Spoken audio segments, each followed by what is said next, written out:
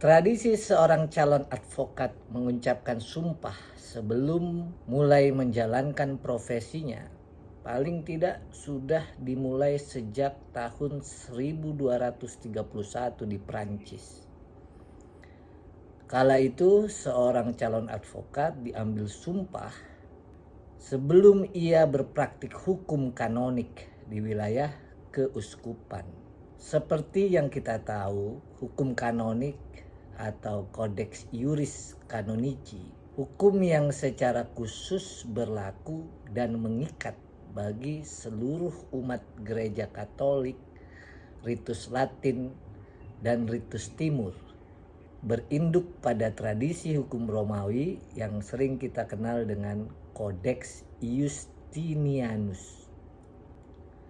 Praktik pengambilan sumpah advokat kemudian diadopsi di pengadilan sipil di kerajaan Sisilia sebelum menjalankan praktik kepengacaraan di pengadilan. Kerajaan Inggris kemudian menerbitkan peraturan tentang prosedur dan pelaksanaan sumpah advokat pada tahun 1237. Jadi praktik pengambilan sumpah advokat ini sudah dilaksanakan sejak abad ke-13. Di Indonesia, sebelum calon advokat menjadi advokat, ia akan diambil sumpah atau janjinya. Pengambilan sumpah atau janji dilaksanakan di pengadilan tinggi. Berdasarkan ketentuan, calon advokat yang dapat mengikuti pelaksanaan pengambilan sumpah atau janji mesti memenuhi sejumlah persyaratan. Sudah berusia minimal 25 tahun. Lalu harus melengkapi dokumen berupa fotokopi yang sudah dilegalisir.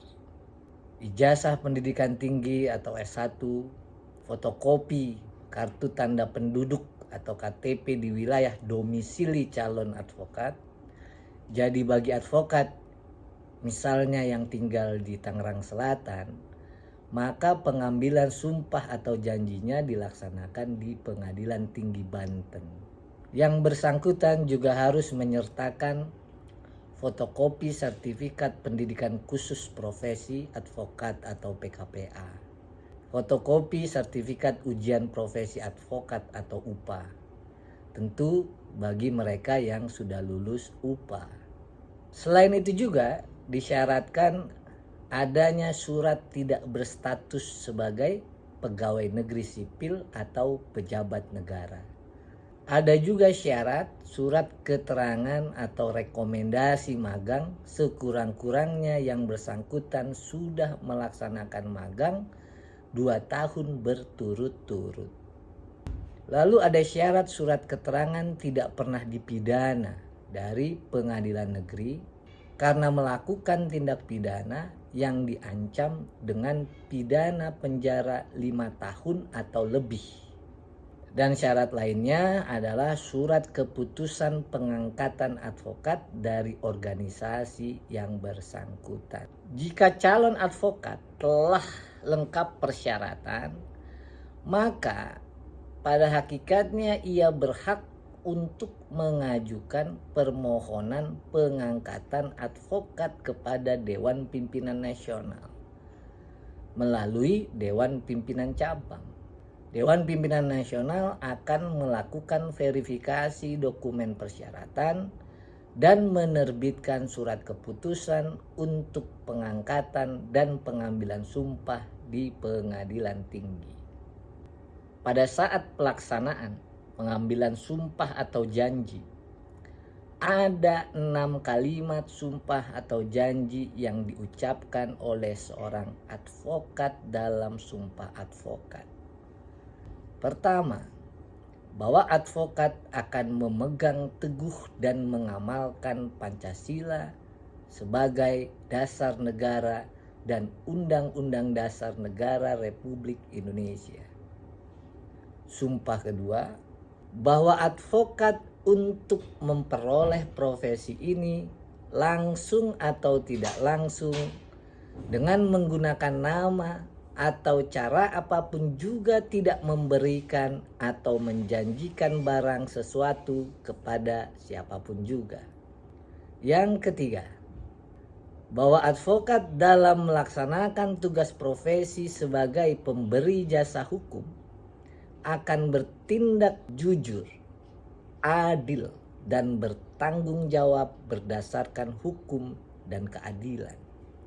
Keempat, bahwa advokat dalam menjalankan tugas profesi di dalam atau di luar pengadilan tidak akan memberikan atau menjanjikan sesuatu kepada hakim, pejabat pengadilan, atau pejabat lainnya agar memenangkan atau menguntungkan bagi perkara klien yang sedang atau akan ditanganinya.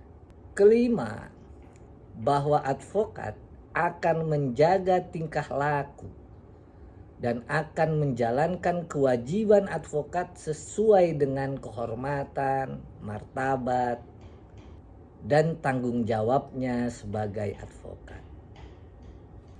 Dan yang terakhir, yang keenam, bahwa advokat tidak akan menolak untuk melakukan pembelaan atau memberi jasa hukum di dalam suatu perkara yang menurut hemat advokat merupakan bagian daripada tanggung jawab profesi advokat.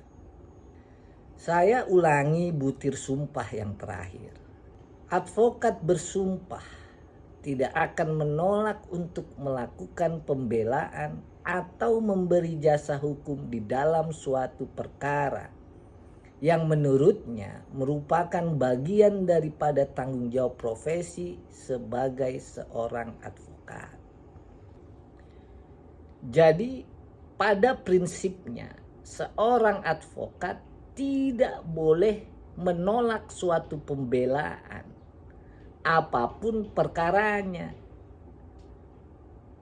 Perkara korupsi, pembunuhan, pelecehan seksual atau perkara lainnya. Lantas muncul pertanyaan, dalam kondisi apa seorang advokat dapat melakukan satu penolakan untuk melakukan pembelaan? Dalam hal ini kita bisa rujuk Kode Etik Advokat Indonesia (KEAI). Kode etik yang disahkan pada 23 Mei tahun 2002 oleh Komite Kerja Advokat Indonesia (KKAI) yang terdiri dari 8 organisasi pendiri Perhimpunan Advokat Indonesia atau PERADI. Pasal 3 huruf A Kode Etik Advokat dengan tegas mengatur, advokat dapat menolak untuk memberi nasihat dan bantuan hukum kepada setiap orang yang memerlukan jasa dan atau bantuan hukum dengan pertimbangan oleh karena tidak sesuai dengan keahliannya dan bertentangan dengan hati nuraninya. Tetapi dalam pasal ini terdapat pengecualian.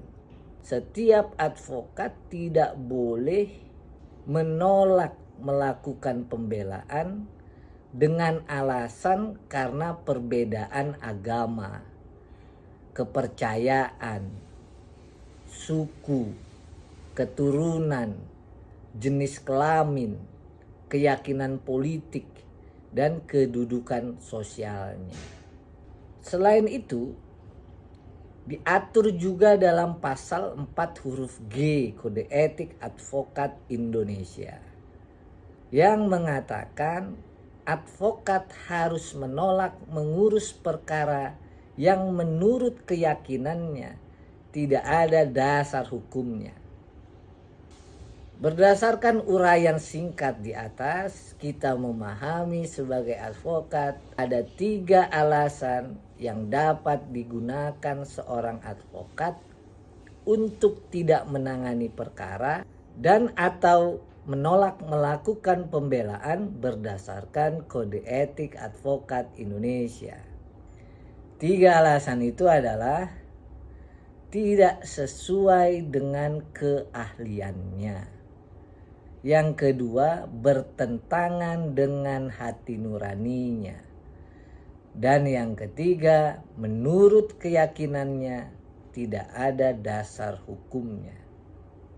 Ketiga alasan tersebut pada hakikatnya sangat subjektif, berdasarkan penilaian advokat yang bersangkutan. Oleh karena itu, saat seorang advokat menolak untuk melakukan pembelaan dan atau menangani perkara, maka yang bersangkutan sebaiknya merekomendasikan advokat lainnya untuk menangani perkara yang dimaksud. Hal ini sejalan dengan prinsip semua orang berhak mendapatkan pembelaan dalam hukum. Terlebih jika seseorang membutuhkan pembelaan dalam perkara pidana. Sebagai catatan, dalam Basic Principles on the Role of Lawyers yang diadopsi oleh Perserikatan Bangsa-Bangsa pada 7 September 1990 tegas dinyatakan, all persons are entitled to call upon the assistance of a lawyer of their choice to protect and to establish their rights and defend them in all stages of criminal proceeding. Semua orang berhak untuk meminta bantuan seorang advokat pilihan mereka sendiri untuk melindungi dan menegakkan hak-hak mereka, serta untuk membela mereka dalam semua tahap proses pidana.